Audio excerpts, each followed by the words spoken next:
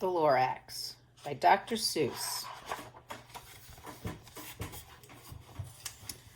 At the far end of town where the grickle grass grows and the wind smells slow and sour when it blows, and no birds ever sing expecting old crows in the street of the lifted Lorax. And deep in the grickle grass, some people say, if you look deep enough, you can still see today, where the Lorax once stood just as long as he could before somebody lifted the Lorax away. You won't see the onceler don't knock at his door. He stays in his lurkin' on top of his store. He lurks in his lurkum cold under the roof, where he makes his own clothes out of miff-muffered moof. And on special dank midnights in August he peeks out of his shutters, and sometimes he speaks and tells how the Lorax was lifted away. He'll tell you, perhaps, if you're willing to pay.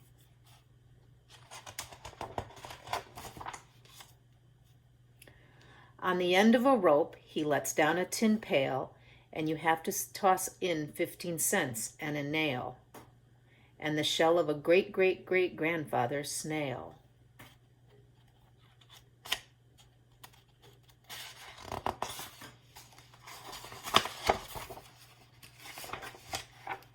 Then he pulls up the pail, makes a most careful count to see if you paid him the proper amount. Then he hides what you've paid him away in his snub, his secret strange hole in his gruffulous glove. Then he grunts, I will call you by whisper-ma-phone, for the secrets I tell are for your ears alone. Slup. Down slups the whisper-ma-phone to your ear, and the old onceler's whispers are not very clear, since they have to come down through a snur jelly hose, and he sounds as if he had smallish bees up his nose. Now I'll tell you, he says, with his teeth sounding gray, how the Lorax got lifted and taken away.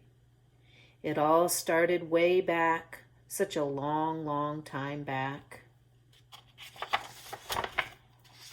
Way back in the days when the grass was still green and the pond was still wet and the clouds were still clean, and the song of the swami swans rang out in space, one morning I came to this glorious place. And I first saw the trees, the truffula trees, the bright-colored tufts of the truffula trees, mile after mile in the fresh morning breeze.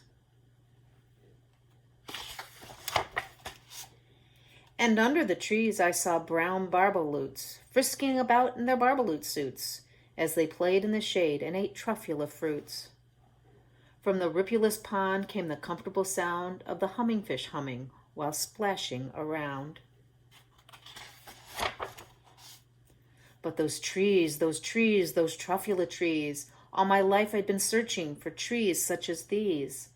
The touch of their tufts was much softer than silk, and they had a sweet smell of fresh butterfly milk. I felt a great leaping of joy in my heart. I knew just what I'd do.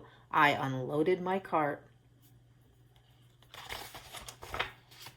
In no time at all, I had built a small shop.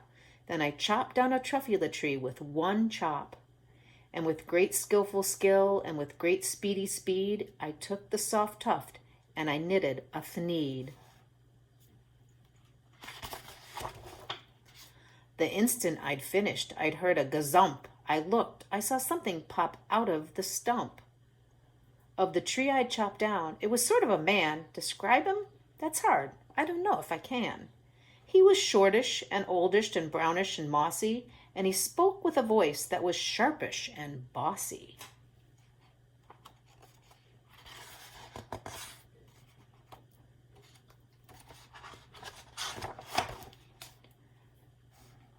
Mister, he said with a sawdusty sneeze, I'm the Lorax. I speak for the trees. I speak for the trees have no tongues, and I'm asking you, sir, at the top of my lungs. He was very upset as he shouted and puffed, What's that thing you've made out of my truffula tuft? Look, Lorax, I said, there's no cause for alarm. I chopped just one tree. I am doing no harm. I am being quite useful. This thing is a thneed. A Thneed's a fine something that all people need. It's a shirt, it's a sock, it's a glove, it's a hat, but it has other uses, yes, far beyond that. You can use it for carpets, for pillows, for sheets, or curtains or covers for bicycle seats. Lorax said, "Sir, you are crazy with greed. There is no one on earth who would buy that fool Thneed."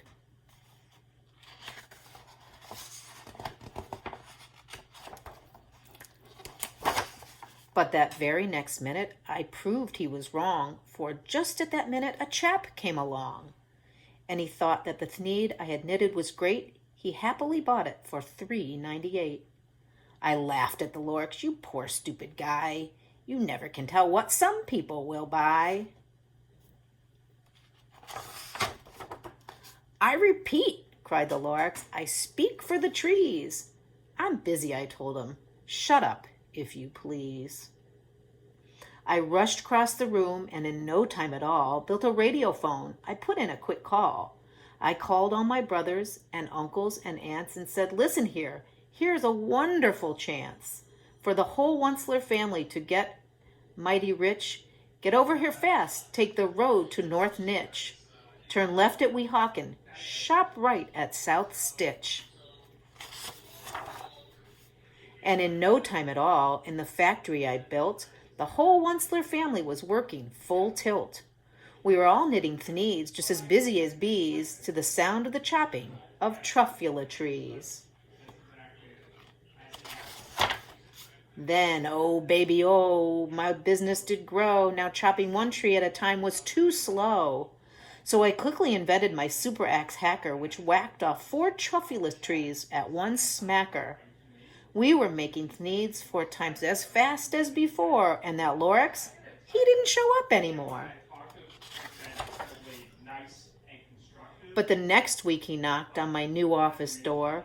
He snapped, "I'm the Lorax who speaks for the trees, which seem to be chopping as fast as you please. But I'm also in charge of the brown barbaloots who play in the shade in their barbaloot suits and happily lived eating truffula fruits. Now, thanks to your hacking my trees to the ground, there's not enough truffula fruit to go round.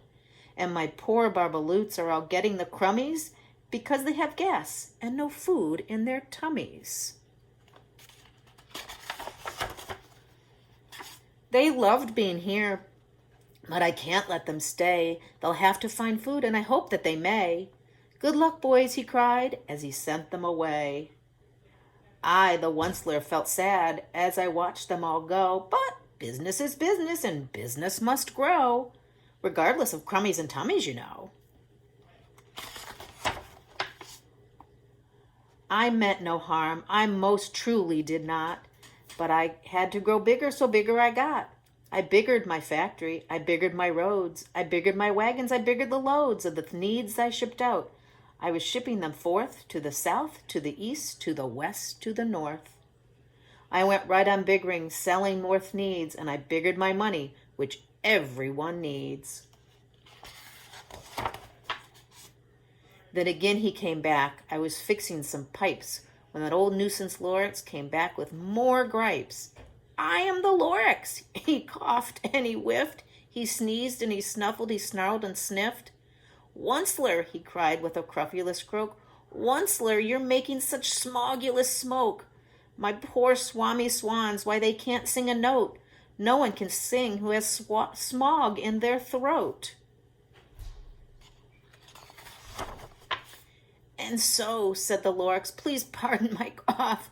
They can't live here, so I'm sending them off. Where will they go? I don't hopefully know.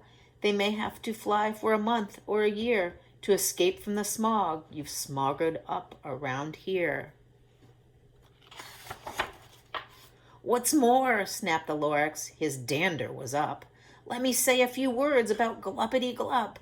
Your machinery chugs on day and night without stop, making glippity-glup, also schloppity-schlop.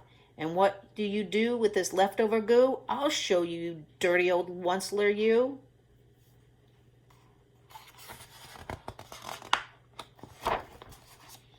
"You're glumping the pond where the hummingfish hummed. No more can they hum, for their gills are all gummed." So I'm sending them off. Oh, their future is dreary. They'll walk on their fins and get woefully weary in search of some water that isn't so smeary. And then I got mad. I got terribly mad. I yelled at the Lorax, "Now listen here, Dad. All you do is yap yap and say bad, bad, bad, bad. Well, I have my rights, sir, and I'm telling you, I intend to go on doing just what I do. And for your information, you Lorax, I'm figuring on biggering and biggering and biggering and biggering, turning more truffula trees into needs, which everyone needs." And at that very moment, we heard a loud whack. From the outside in the fields came a sickening smack of an axe on a tree. Then we heard the tree fall, the very last truffula tree of them all. No more trees, no more needs, no more work to be done. So in no time, my uncles and aunts, everyone, all waved me goodbye. They jumped into my cars and drove away under the smog-smuggered stars. Now all that was left neath the bad-smelling sky was my big empty factory, the Lorax, and I.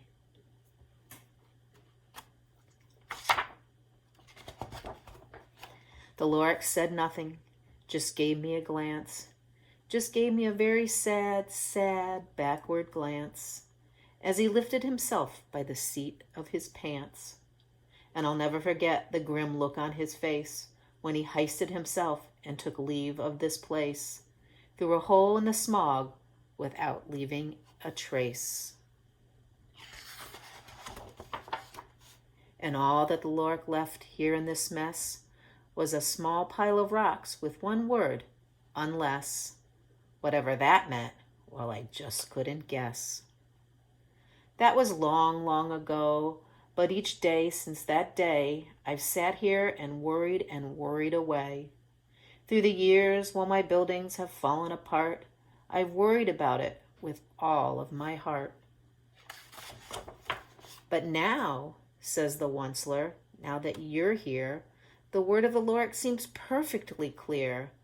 Unless someone like you cares a whole awful lot, nothing is going to get better. It's not.